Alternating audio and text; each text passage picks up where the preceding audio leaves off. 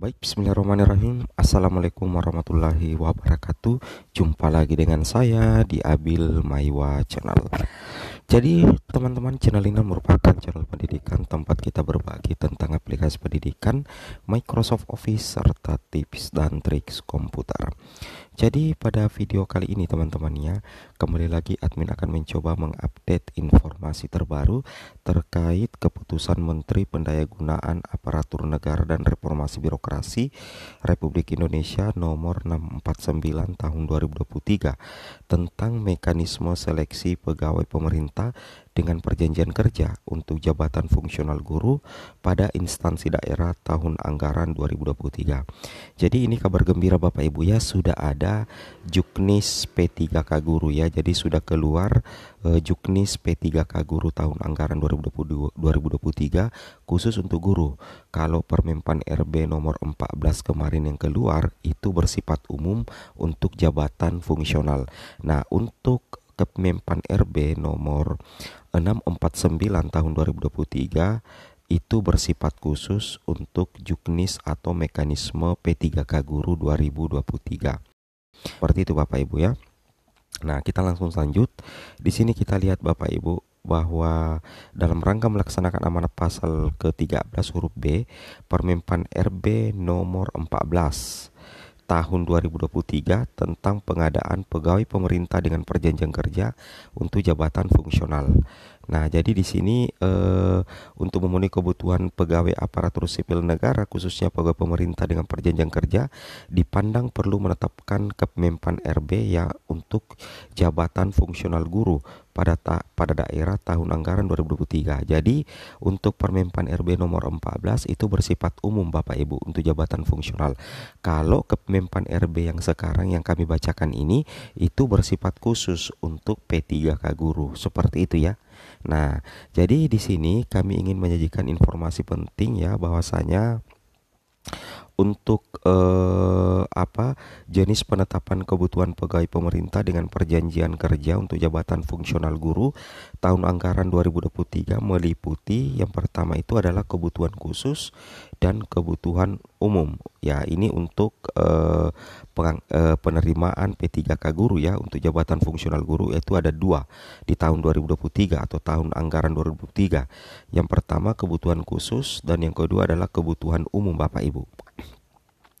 Nah, kemudian yang kedua di sini, ini yang penting sekali, kriteria pelamar pada kebutuhan khusus meliputi pelamar prioritas, kemudian ex tenaga honorer kategori 2 dan guru non aparatur sipil negara non ASN di sekolah negeri. Jadi ada namanya kriteria pelamar pada kebutuhan khusus. Jadi yang ada di tahun 2023 ini ada 3 kategori pelamar untuk kebutuhan khusus P3K Guru tahun 2023. Ini menjadi prioritas terkuat Bapak Ibu ya. Yang pertama adalah pelamar prioritas. Kalau dikatakan pelamar prioritas berarti termasuk P1, P2, P3. Kemudian yang kedua itu adalah kategori 2 atau XTHK 2. Ini bisa P1, ini bisa P2 Bapak Ibu. Kemudian ketiga, guru non aparatur sipil negara non ASN di sekolah negeri. Ini adalah guru honorer negeri yang terdata di Dapodik dengan masa kerja dengan terdata di Dapodik minimal 3 tahun terakhir ya. Seperti itu kira-kira. Jadi ada dikenal dengan istilah kriteria pelamar pada kebutuhan khusus. Nah, kemudian di sini diktum ketiga dikatakan pelamar prioritas sebagaimana dimaksud pada diktum kedua huruf A adalah peserta yang memenuhi nilai ambang batas. Jadi kalau dikatakan pelamar prioritas itu berarti guru lulus passing grade dan belum pernah dinyatakan lulus pada seleksi jabatan fungsional guru periode sebelumnya. Ingat ya, jadi kalau dikatakan pelamar prioritas untuk P3K Guru 2023 adalah peserta yang memenuhi nilai ambang batas. Berarti ini guru PG Bapak Ibu ya, seperti itu. Nah, kemudian XTHK2 yang dimaksud pada diktum kedua huruf B adalah XTHK2 yang terdaftar dalam pangkalan database BKN ya. Sedangkan guru non-ASN di sekolah negeri sebagaimana dimaksud pada diktum kedua huruf C adalah guru non-ASN di sekolah negeri yang terdaftar di data pokok pendidikan Kemendikbudristek ya, dan memiliki masa kerja paling rendah itu 3 tahun Bapak Ibu. Nah, jadi ini adalah kriteria pelamar pada penetapan kebutuhan umum meliputi lulusan PPG dan guru yang terdaftar di Dapodik. Berarti kalau lulusan umum, berarti penetapan kebutuhan umum untuk P3K guru itu ada dua, yaitu lulusan PPG prajabatan ya dan dalam jabatan, dan yang kedua adalah guru yang terdaftar di Dapodik di Kemendikbudristek, berarti termasuk guru negeri dengan guru swasta ya, seperti itu. Guru negeri yang masa kerja di bawah 3 tahun Bapak Ibu. Oke. Ini tentunya menjadi kabar baik ya, kabar baik banget sih teman-teman ya untuk rekan-rekan sekalian terkait dengan informasi ini. Oke. Jadi sekali lagi saya katakan untuk P3K guru tahun anggaran 2023 itu ada dua kategori. Yang pertama kebutuhan khusus dan kebutuhan umum Bapak Ibu. Kalau dikatakan kebutuhan khusus itu ada 3 kategori, termasuk guru lulus PG, XTHK2, dan guru non-ASN di sekolah negeri dengan masa kerja minimal 3 tahun ke atas. Sedang kebutuhan umum itu adalah lulusan PPG dan guru yang terdaftar di Dapodik Kemendikbudristek ya. Nah, jadi intinya seperti itu Bapak Ibu ya. Nah, kemudian di sini kalau kita perhatikan ya, kita lebih mendalami lagi di diktum ke-12 di sini dikatakan bahwasanya pelamaran lowongan kebutuhan P3K jabatan fungsional guru tahun anggaran 2023 didahulukan secara berurutan lagi. Yang pertama, pelamar prioritas ini adalah penempatan guru lulus PG. Kemudian THK2, guru non ASN di sekolah negeri. Jadi ini adalah urutan prioritas pengangkatan menjadi SNP 3K Guru 2023 berdasarkan Kepmenpan RB nomor 649 tahun 2023. Urutannya itu tadi. Yang pertama pelamar prioritas, yang kedua XTHK2, dan yang ketiga guru non ASN di sekolah negeri. Seperti itu kira-kira ya. Nah, kemudian nantinya dan pelamar umum ya.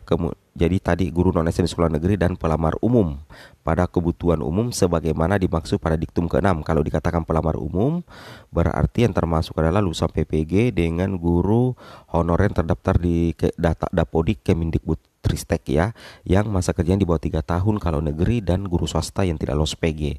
Kemudian diktum ke-13 di sini dikatakan Bapak Ibu, seleksi P3K guru jabatan fungsional guru terdiri dari seleksi administrasi dan seleksi kompetensi.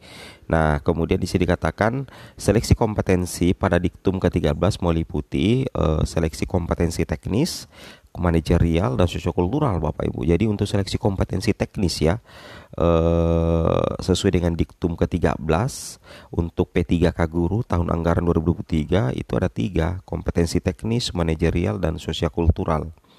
Nah, kemudian di sini kita lihat seleksi P3K jabatan fungsional guru sebagaimana dimaksud pada diktum ke-13 dilakukan dengan mempertimbangkan integritas dan moralitas yang dilaksanakan dengan wawancara.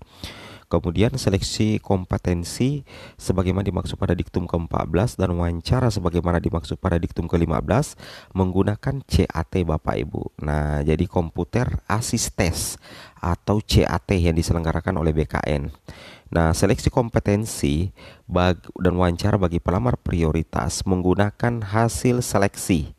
Nah, tahun 2021. Jadi aman ya untuk guru lulus PG di tahun 2023 resmi ya bahwasanya tidak dites lagi ya, tidak dites lagi dan menggunakan hasil seleksi P3K jabatan fungsional guru untuk tahun 2021.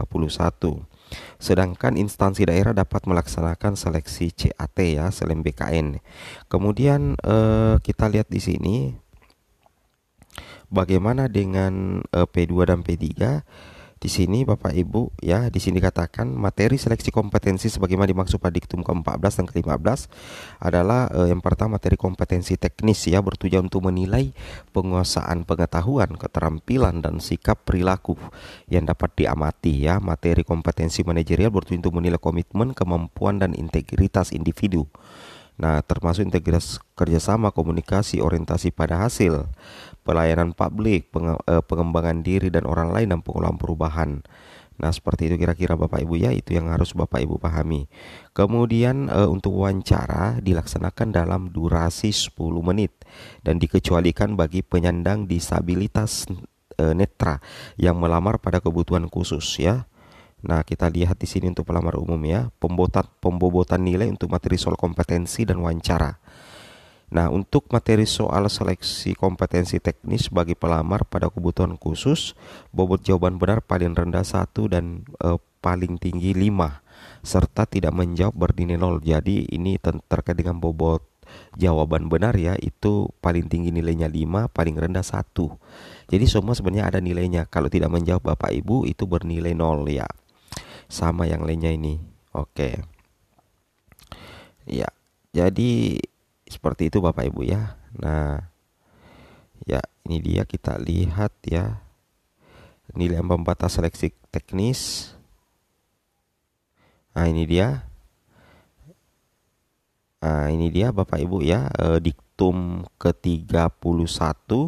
Di sini dikatakan pelamar pada kebutuhan khusus dinyatakan lulus seleksi jika berperingkat terbaik pada lowongan kebutuhan jabatan yang dilamar. Pelamar pada kebutuhan umum dinyatakan lulus seleksi jika memenuhi nilai ambang batas dan berperingkat terbaik pada lowongan lowongan jabatan yang dilamar. Jadi untuk P2 dan P3 Bapak Ibu itu terintegrasi menjadi pelamar yang berkebutuhan khusus. Artinya apa? Itu THK2 ya, THK2 dengan guru honorer negeri. Nantinya itu akan tetap diseleksi CAT. Karena yang tidak diseleksi CAT tahun 2023 itu hanya pelamar P1 atau guru lulus PG. Nah, jadi ini seperti itu ya. Ini ditetapkan di 13 September Bapak Ibu. Nah, ini untuk passing grade-nya Bapak Ibu ya. Untuk passing grade daftar nilai ambang batas seleksi kompetensi teknis pengadaan pegawai pemerintah dengan perjanjian kerja untuk jabatan fungsional guru pada daerah sebagaimana dimaksud pada diktum ke-30. Guru agama Buddha ya, ini nilai ambang batasnya 180, Hindu 180 ya. Kemudian kalau guru juga ya, ini untuk guru kelas ya Bapak Ibu. Untuk guru kelas juga nilai ambang batasnya itu adalah 180 ya. 180 Bapak Ibu. Oke, sekian dan terima kasih ya. Assalamualaikum warahmatullahi wabarakatuh.